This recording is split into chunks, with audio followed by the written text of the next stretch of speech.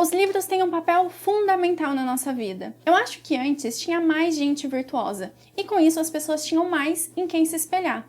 Mas hoje, diante de tantas desordens que tomaram conta da nossa sociedade, as pessoas se distanciaram do verdadeiro sentido de muitas coisas e ficou cada vez mais difícil da gente conviver e aprender com alguém assim. Ou talvez a gente até tenha pessoas muito boas ao nosso redor, mas a gente está tão ocupado e tão desatento que a gente mal percebe. Com isso, os livros se tornaram ainda mais importantes, porque um bom livro é capaz de formar a nossa personalidade, educar os nossos pensamentos. No final de um bom livro, a gente é capaz de defender melhor as nossas crenças e o principal, exercer com mais excelência todas as nossas funções, de mãe, esposa, filha e até profissional. Mas às vezes um livro não nos causa isso, não porque ele não é um bom livro, mas porque a gente não foi capaz de tirar bons frutos daquela leitura.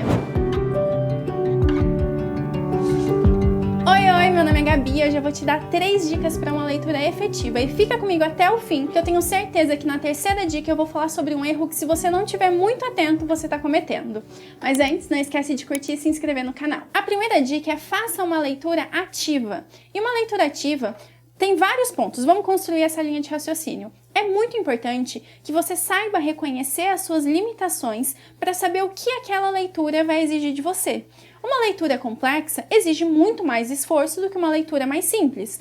Uma leitura complexa, por exemplo, você não vai ler deitado. Mas também não é verdade falar que em todas as leituras você vai precisar se cercar do mesmo aparato de coisas que você precisa em uma leitura mais complexa. E isso é muito pessoal, porque talvez o que seja uma leitura simples para mim não vai ser uma leitura simples para você. Gente, isso parece simples, mas faz toda a diferença. É muito importante que antes de começar um livro, você se pergunte quão familiarizado eu estou com esse tema. E a resposta vai te guiar. Por exemplo, pedagogia e educação é um tema que eu gosto bastante e eu já li muito. Então esse tema deixou de ser complexo para mim. Eu sei que se eu pegar um livro para ler sobre isso, é um livro que eu posso ler deitada, que eu posso ler na fila esperando para uma consulta médica, eu posso ler se eu estiver lendo no Kindle, na bicicleta, na academia.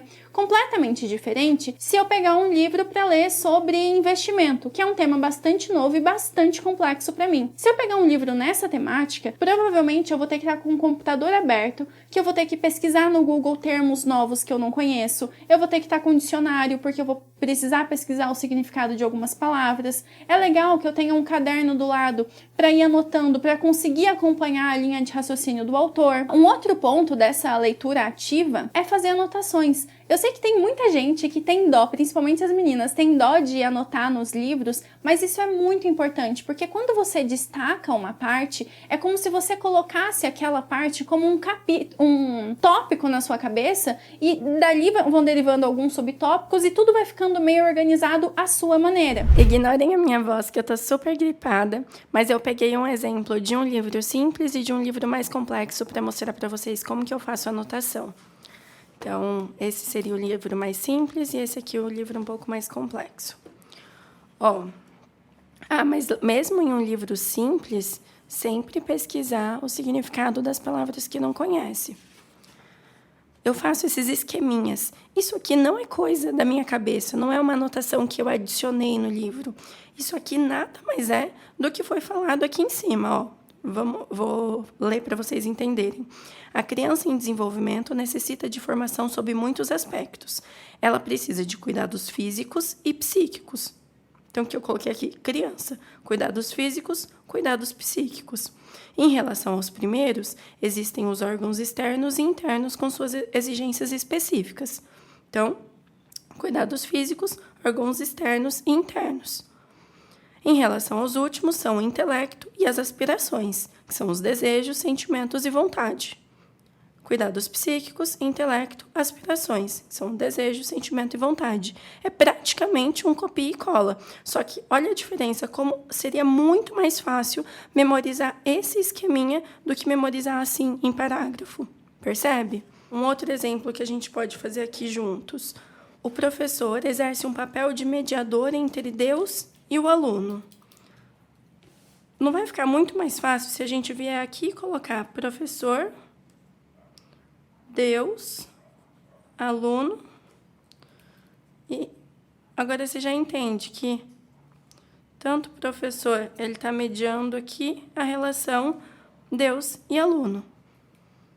Olha como fica muito mais fácil de memorizar esse esqueminha do que aqui na frase. O professor exerce um papel mediador entre Deus e o aluno. Isso aqui é uma anotação bem simples. Auxílio sobrenatural mais formação, aproxima-se da perfeição divina. Isso nada mais é do que foi falado no texto. É só eu escrever um mini resuminho para memorizar mais. Agora, quando o livro é mais complexo, vou mostrar para vocês como que eu faço. Eu normalmente faço minhas anotações no iPad, mas você pode deixar também um caderno separado só para isso. Eu deixo já uma pastinha só para os resumos de livros. Então, aqui tem todos os livros. Por exemplo, essa pastinha desse livro aqui. Aí, no primeiro capítulo, parte 1, o desabrigo do homem, o erro médico. Como é um livro realmente muito denso para mim, eu preciso destrinchar mesmo a linha de raciocínio que o autor está seguindo para eu conseguir acompanhar a sequência nos capítulos seguintes.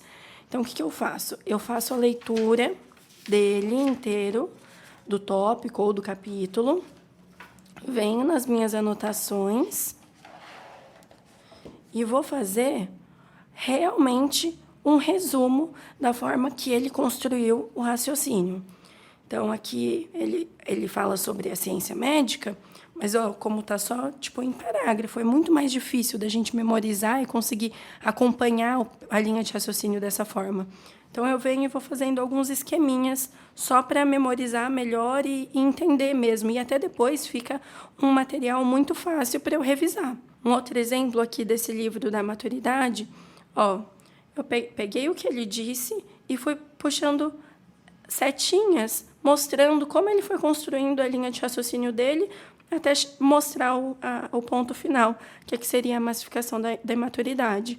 Tá vendo? Como a linha de raciocínio dele todinha explicitada aqui para eu revisar facilmente depois. Isso vai ser muito importante até na sua retenção, no quanto você vai ser capaz de se lembrar desse livro depois de tantos meses já finalizado. Mas, gente, uma leitura ativa é muito importante, uma observação, é você realmente estar atento para saber se você está entendendo e aprendendo alguma coisa com aquele livro. Porque eu disse que um livro de educação seria uma leitura simples para mim, mas não necessariamente. Pode ser que eu pegue um livro achando que ele vai ser um livro simples e ao decorrer das páginas eu percebo, poxa, esse livro aqui tem muitas coisas novas e eu vou ter que tratar ele com a mesma seriedade, com o mesmo esforço e empenho que eu trato uma leitura que é mais complexa. Percebe? Então não seja rígido com isso. Seja ativo mesmo em observar e entender o que aquela leitura está exigindo de você naquele momento. A segunda dica é faça pausas e reflita. Isso é muito importante porque um livro normalmente é uma sequência de argumentos que o autor vai chegar em uma conclusão, em uma tese, e se você não entendeu bem um argumento anterior, todo o seu entendimento dos próximos capítulos, tópicos, vai ficar comprometido. Então, essas pausas é muito bom para você se certificar de que você entendeu bem. E se você não tiver entendido, volta. Lê o subcapítulo de novo, lê o capítulo de novo. E nisso a gente já entra na terceira dica, porque muita gente pode estar pensando, mas Gabi, se eu for fazer tudo isso que você disse, eu vou demorar muito tempo, porque eu tenho que anotar, eu tenho que pausar para refletir, mas gente, o livro de vocês veio com uma data de vencimento, que a partir dessa data, as informações vão expirar e você não vai mais ter acesso? Parece engraçado, mas a gente às vezes realmente trata os livros assim, com uma pressa para finalizar logo, só para poder falar que terminou aquele livro. Começa até aquelas loucuras de, nesse ano eu vou ter uma meta de 10 livros, nesse mês eu quero ler 4 livros. E isso é uma grande loucura, porque o livro ele só é bom à medida que a gente é capaz de aprender aquilo ali que o autor está ensinando pra gente trazer pra nossa vida. Só ler por ler, passar o olho sobre todas as letras, folhear todas as páginas, isso não tem valor algum. O importante é que você seja capaz, ao final de um livro, de entender bem o argumento daquele autor e ser capaz de trazer pra sua vida, ou seja, concordando ou discordando do que ele disse. Eu acho muito interessante que às vezes eu tô conversando com alguma amiga, com alguém e falo, sabe o livro tal? Já leu? E a pessoa fala que sim. E aí eu falo, sabe a parte que ele fala tal coisa? E a pessoa não lembra. E às vezes aquele era o ponto central, o núcleo do livro. E aí, é claro, eu me faço de educada, mas eu fico pensando, não